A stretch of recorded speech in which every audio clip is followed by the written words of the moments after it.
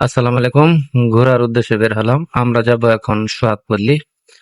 সোহাগপল্লী যাওয়ার জন্য আপনার যে যেখান থেকেই যান চাঁদধরা নেমে অটোকে বললেই হবে যে সোহাগপল্লী যাব। তাহলে এই চাঁদধরা থেকে 30 টাকা ভাড়া নেবে এবং আপনার মৌচাক নেমে বললেও অটো যাবে সোহাগপল্লীতে। এখান থেকে ভাড়া নিবে আপনার প্রায় 60 টাকা। এজন্য আমি নামছি শফিপুর থেকে আমি অটো দিয়ে কিন্তু যাচ্ছি বন জঙ্গল পের হয়ে সোহাগপল্লীর উদ্দেশ্যে। দেখতেই পাচ্ছেন দুই সাইডে কিন্তু শুধু গাছ আর গাছ, দুই সাইডে কিন্তু পাহাড়। এই পাহাড়ের কারণেই কিন্তু অনেক সুন্দর দেখা যাচ্ছে এই এলাকাটা। এই দেখেন দুই সাইডে পাহাড়, পাহাড়ের ভিতর দিয়ে কিন্তু এই রুট সোহাগপল্লী যাওয়ার জন্য এই রুটটা। আসলেও আপনি যদি চাঁদধরা থেকে যান তাও এই পাহাড় পাবেন, আর আপনি যদি মৌজাক থেকে নেমে যান তাও কিন্তু এই পাহাড়টা পাবেন। এই দেখতেই পাচ্ছেন আমরা পাহাড় পের হয়ে সোহাগপল্লীর কাছাকাছি এসে পড়েছি। আসলে সোহাগপল্লীতে আমার কখনো যাওয়া হয়নি। সবাই বলেন নির্জন নিরিবিলি জায়গা, এই জন্যই আমি আর কি সোহাগপল্লীর উদ্দেশ্যে রওনা হয়েছি। এই দেখতে পাচ্ছেন আমরা কিন্তু সোহাগপল্লীর গেটে এসে পড়েছি অটো দিয়ে। এই হচ্ছে সোহাগপল্লীর গেট। এই যে একটা সিকিউরিটি গার্ড আসছে, এই যে দেখেন সোহাগপল্লী রিসোর্ট। এই টিকিট কেটে আমরা ভিতরে ঢুকলাম, ঢুকেই একটা সুন্দর একটা জায়গা, এই যে সোহাগপল্লীতে আসলাম। এসেই দেখি সামনে একটা ঝর্ণার সিস্টেম, তো ভালোই লাগলো। আসলে অনেক রোদ, কিন্তু বিকাল হয় নাই, 3টা বাজে, অনেক রোদ। রোদের কারণে আসলেও ক্যামেরা স্পষ্ট আসতেছে না। এই জন্যই আমরা সোহাগপল্লী দেখার জন্য ভিতরে আস্তে আস্তে ভিতরের দিকে রওনা হলাম। আসলেও দেখা যাক সোহাগপল্লীতে কি কি আছে।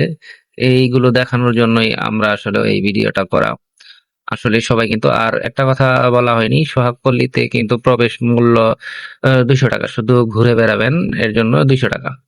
আর যদি আমরা রুম নিতে চান এর জন্য এক্সট্রা ফিস। আর সুইমিং পুল আছে, সুইমিং পুলে গোসল করলে এর জন্য এক্সট্রা ফিস দিতে হবে। তাই আমরা সবকিছু উম, রেখেই কিন্তু আমরা শুধু ঘোরার জন্য 200 টাকা দিয়ে কিন্তু ঢুকলাম সোহাগপল্লীতে। এখানে দেখেন সিংহর মুখ দিয়ে পানি বের হচ্ছে, ঝর্ণার সিস্টেম কিন্তু এটা।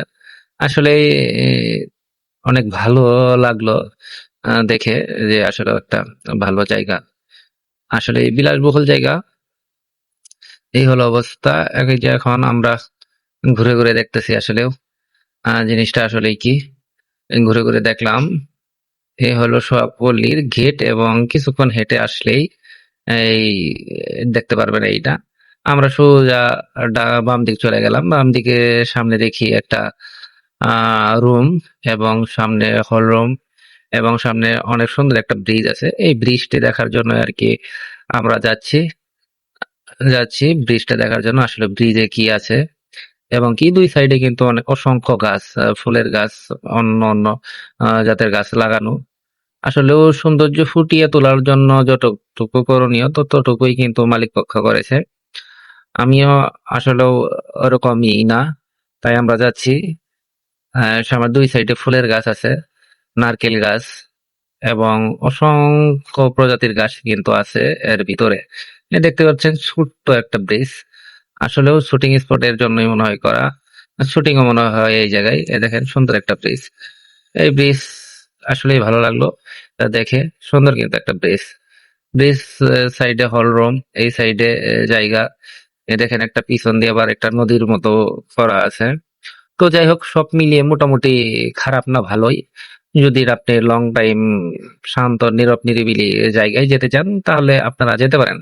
আসলে অসম্ভব সুন্দর একটা জায়গা, আমি কখনো যাইনি, এই প্রথম আমার যাওয়া। এই হচ্ছে আপনার হল রুম। আমি হল রুমের সামনে গিয়ে কিন্তু আছে আরো অনেক কিছু দেখার আছে।